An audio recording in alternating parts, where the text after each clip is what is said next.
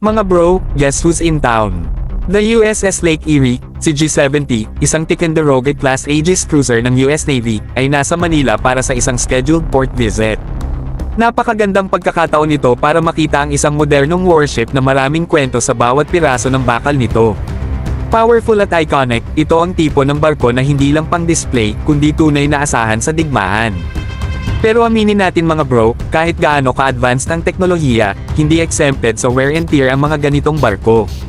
The USS Lake Erie needs some new paint and a bit of TLC, tender love and care, pagkatapos ng walang humpay na deployment. Parang sundalo lang, kahit matibay, kailangan din ng maintenance para manatiling battle ready.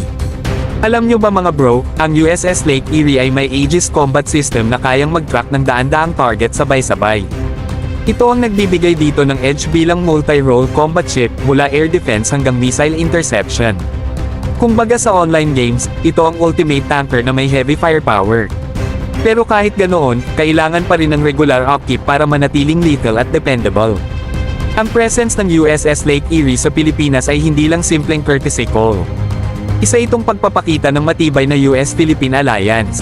Ang ganitong mga port visits ay nagpapalakas ng relasyon sa pagitan ng ating militar at ng kanilang mga tropa.